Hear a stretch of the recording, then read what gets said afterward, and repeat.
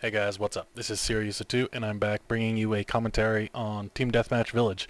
Now, I'm using my microphone a little bit differently here, so if it gives you any kind of weird sounds, just let me know in the comments where or something, and I'll see what I can do about fixing that. Now, I know it said, the title of the video said something around the lines of greatest class ever. I actually haven't gotten around to naming it, so, yeah. But I kind of want to talk about that general idea that there's a greatest class, and I don't really buy into that. There might be a easy to use class, but there is no specific great, perfect class. Like, it's in Modern Warfare 2.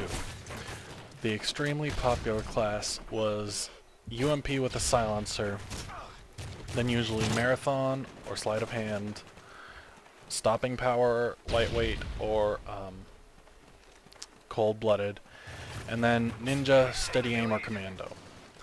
The UMP was by and large an extremely powerful weapon in Modern Warfare 2.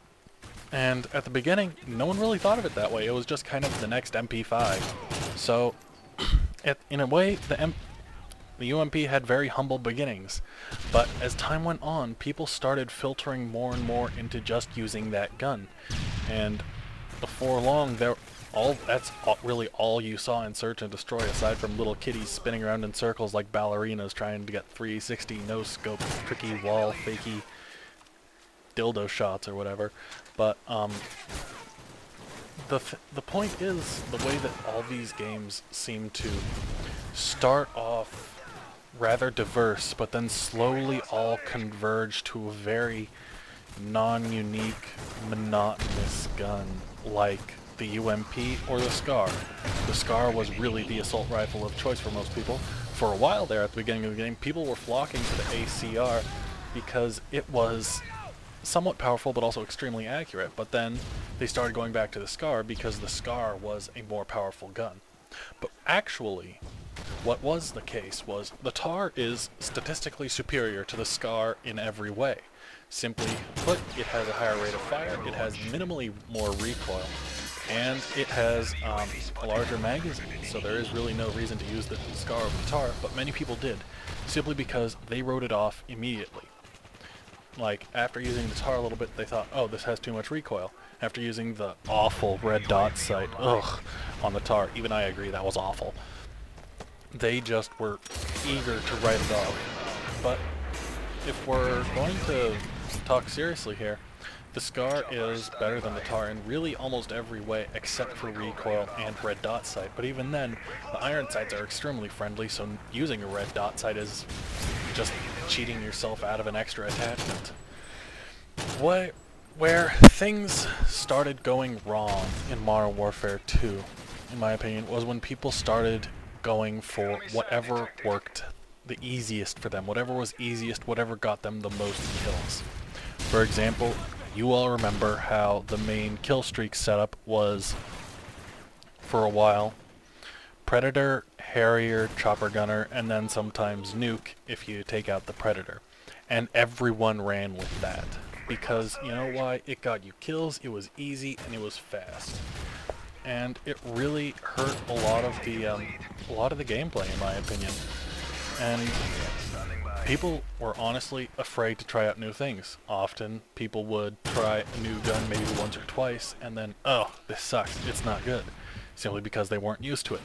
Perfect example, the TAR, also the F-2000. The F-2000 was a very good gun, it's just people were afraid to use it because of its high recoil. The F-2000's recoil is highly manageable, and it's pretty easy to use once you get the hang of it. It's just many people weren't able to give it that extra effort that it requires. I'm gonna catch flack for this, but in a way, the TAR is almost like Rain Man. The TAR and the F-2000 are like Rain Man. They require a little bit of special effort, but after a while they can really, start counting cards for you. That was a crappy simile, but you guys get the idea. People want easy-to-use weapons like the UMP and the SCAR, and they want easy, fast results. They don't want to really put practice in. They want a class that is easy to use. And while I don't particularly subscribe to that belief, I can see why people would want an easy to use weapon, especially after using the Type 95 here. Jesus Christ. And I can't exactly blame them for wanting to do that, but I can blame them for kind of letting this game devolve into, for letting Modern Warfare 2 devolve into nothing but UMPs. Same way that sniping in Modern Warfare 2 devolved into nothing but, you know, kids trying to be ballerinas with long-range anti-personnel rifles. Really, what it comes down to is do your own thing. Don't let other people tell you what to do. Because once you start doing that, things start getting too monotonous, and even so, if you listen to what I'm saying, now I'm telling you what to do. So, don't even take my word for it, kind of make your own decision. Like, I know that a lot of the big directors like CNanners and Hutch, they make class setups that are pretty easy to use. I saw CNanners using a Type 95 with a red dot sight and a heartbeat sensor, and that was really disappointing because I am very anti-heartbeat sensor because it's cheap and it should not have been brought back. And using that kind of encourages people to use that gun, which further encourages uniform perk usage because people need to use Assassin to bypass that. Just the same as in Black Ops, many people used Ghost and the AK-74U and the FAMAS. And part of this is due to YouTube's effect, how people, at the same time, while people are demanding higher and higher quality footage, as in like higher kill streaks, higher kill death ratios, directors are forced to use more and more powerful weapons compared to others, and as such they rarely branch out. They rarely use anything else other than their preferred class setup, or if they do, it's usually either a careful calculation out of the norm, and it's more of a just taking a chance because they feel like they have to more than they want to.